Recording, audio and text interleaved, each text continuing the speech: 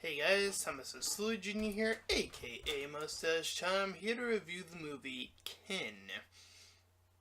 I'd seen some review pop-ups, but I didn't decide to check out any of the actual reviews as I wanted to go in blind into this one.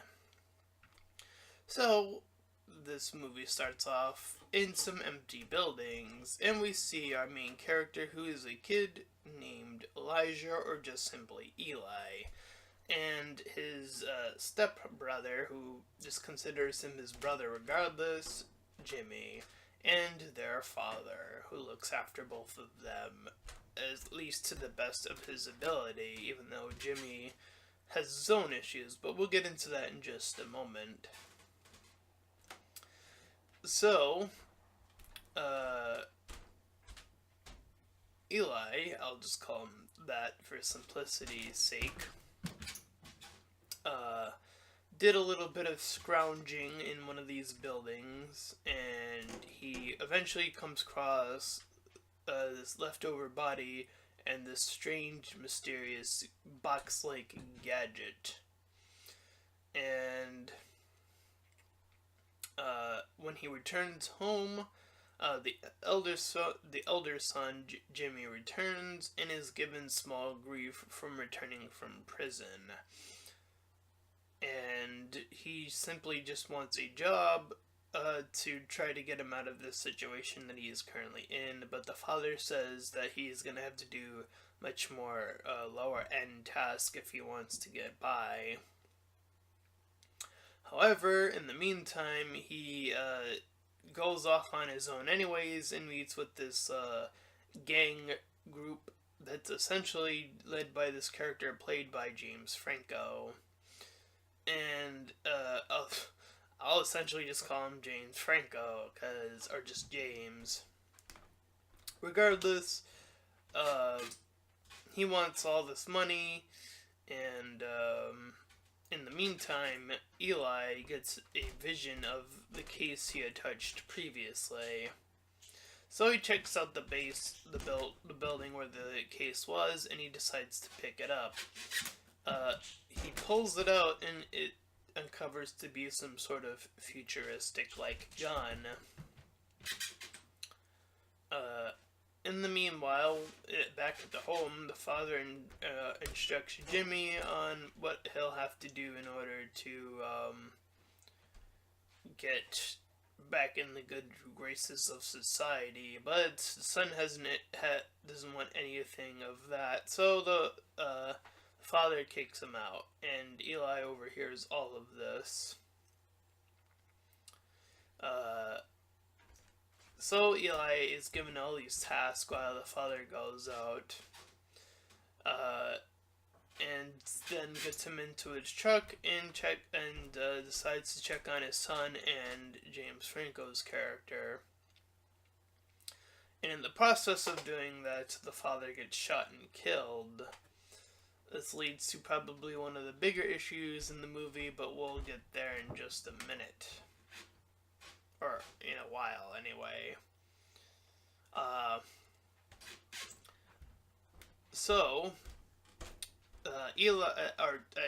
Jimmy manages to get out of the situation and drives off, killing one of the members of Franco's squad in the process. And Eli is asking what's happening and where's the father and all that stuff. And the son, Jimmy, clearly makes up a lie saying that they're going to go on a field trip or a road trip and tells them to pack up and leave. And just as they do, Franco's men, who have now doubled in size, break into his house when they leave. We see Eli playing a arcade version of the Terminator, which, based off of where this movie goes, I can kind of see why they would make that reference, I guess. Anyway, Jimmy removes the license plate, although that ends up not doing anything, really. And we see that Franco has a little rest in peace moment for the guy that got shot, and has even more people now on his side. So Eli, in the meanwhile, we cut back to him, is now messing with the gun again, pulling it out, seeing what it can do without actually firing it off. And Jimmy gets Eli some new shoes, and he's like, yeah. So it cuts to these two future soldier guys who throw this little floating cube, and then it's able to track movements. At least that's what I assume that's what it was doing. And then it cuts to a scene that could have been easily been cut out. It's just Eli looking at an owl, and then the scene ends with the owl flying off. Kind of pointless. Anyway, he goes back into the truck and tries to leave a message for his father. And I eventually wrote in my notes that James Franco plays this guy named Tay. I think that was the name I heard. But I'll still call him Franco anyways, because, yeah. He's that kind of, I think he has become that kind of actor now, where it's more recognizable just to say his name instead of the person he's playing.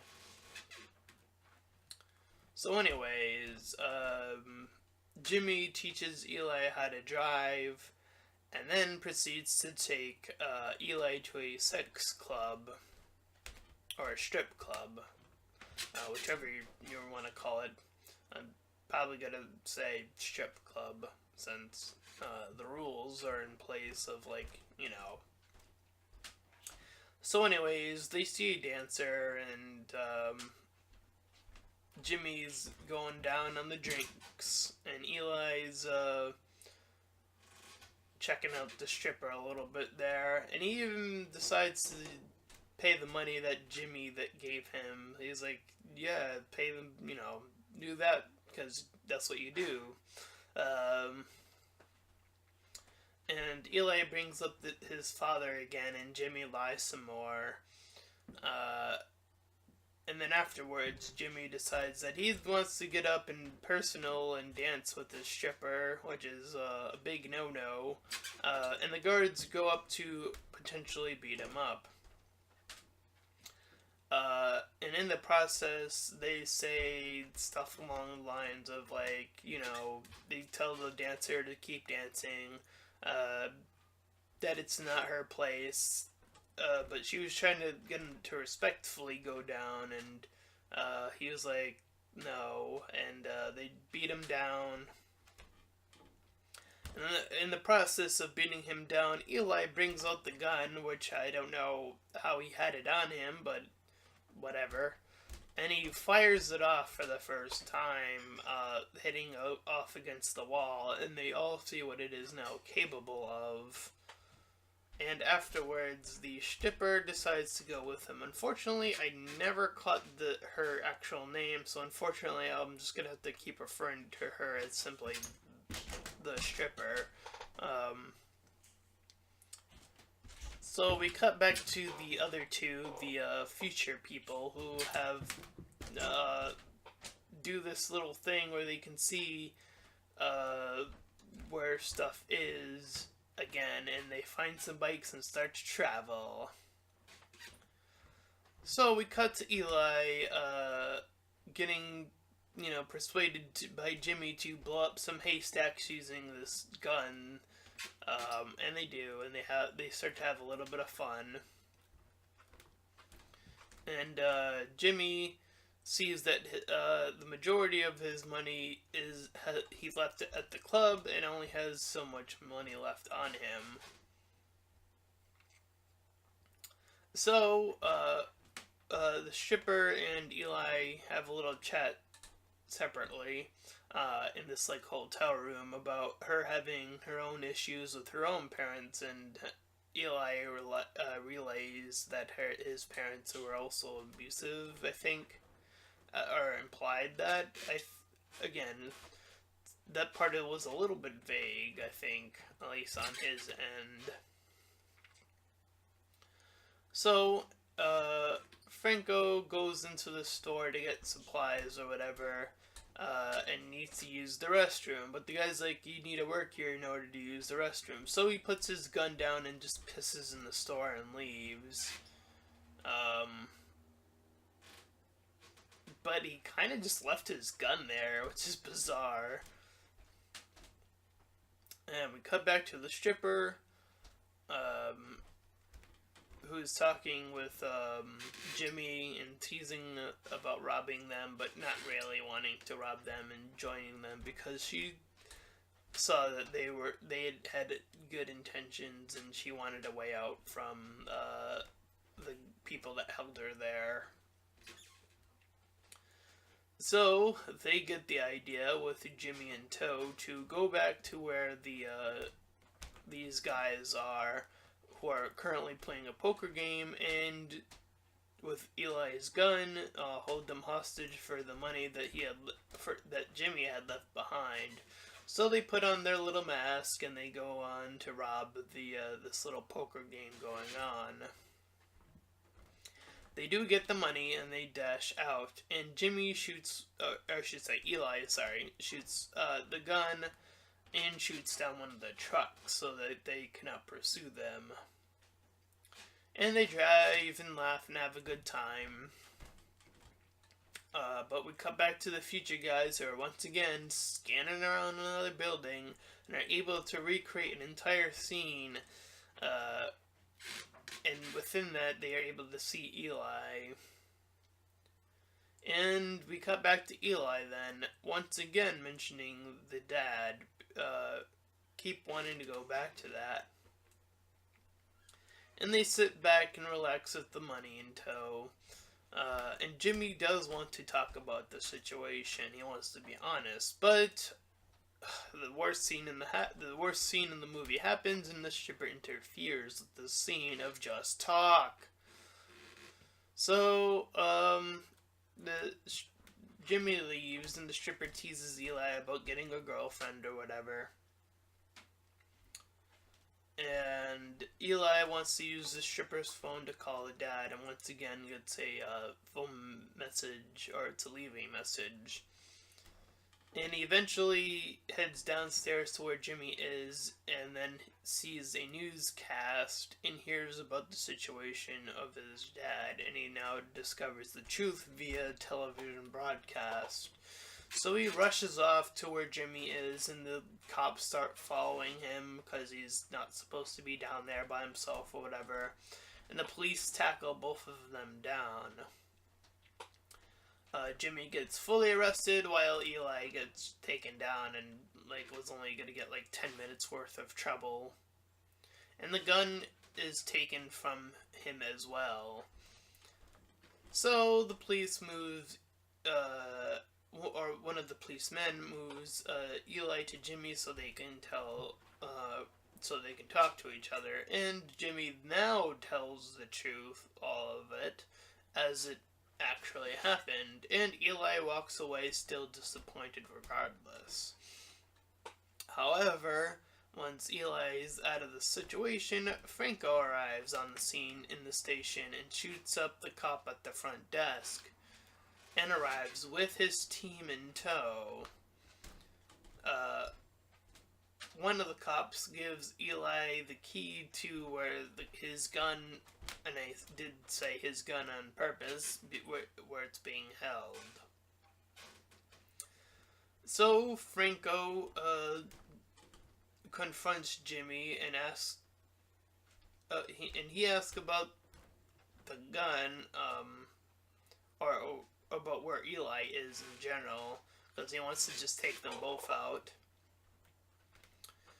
And the cops outside are getting blasted now by Franco's men. And Eli arrives at this back with the gun and blasts one of the guards down. And Jimmy's able to get out of the situation and deck out with Eli and bunker down as they're being fired upon. And Eli blasts another one down, and he sets it to the next setting, and is able to blast even more powerful shot. and they are able to walk out, but the SWAT team has already arrived, so they drop their guns. However, Franco comes up behind them while this is going on, and is getting ready to shoot Jimmy. So these two bikes arrive with the two future men on them, and their suits protect them from bullets, at least the normal bullets, it would appear. And Eli gets pushed back by this sort of weird grenade that is thrown into this building, and everyone enters a frozen state with the exception of Eli. And these masked future guys hold out very similar but smaller guns that are very similar to the future gun that he has. And apparently, according to the guy, Eli can operate this gun because of the scar on his hand that suddenly appears.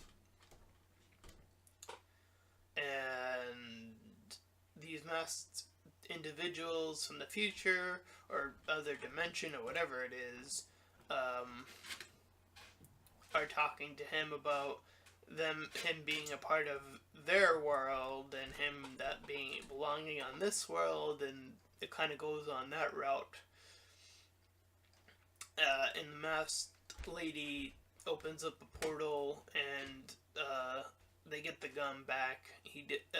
But before they leave, the woman changes one of the bullets that was frozen in the time and switches it so it would hit against Franco, because Franco had shot off a bullet on Jimmy, but it had froze, but they switched it so Franco dies.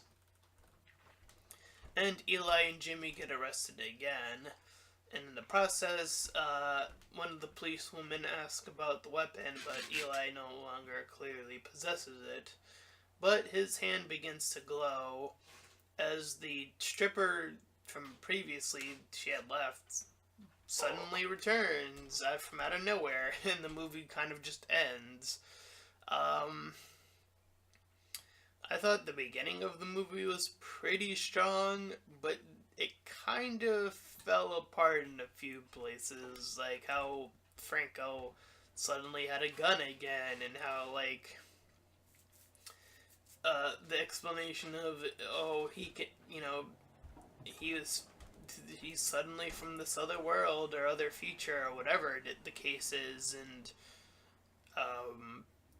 that he'll be needed later on. I think it was trying to set up an obvious sequel. I think that's what they're going for. It looked very, like hint, hint, nudge, nudge. We're trying to, make this a popular thing so we can make a sequel.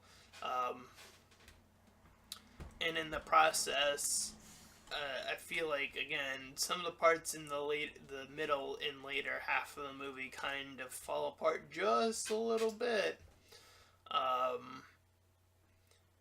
But it was still kind of enjoyable at the same time. So I'm going to give this movie either a 5 or a 6 out of 10. I think, again, the start of the movie was pretty strong, and then there's just certain things that happen along the way that could have been either fixed up or cleaned up to make sure that some stuff later on would make sense. So yeah, that is my review of Kin. I'm not sure why the movie is even called Kin, but whatever. Anyways, that is my review of Kin. If you enjoyed it, please feel free to like, comment, and subscribe. Also, make sure to check out that link in the description. I'll head you over to my Patreon page, and any donations are greatly appreciated. Until next time, everyone, bye-bye.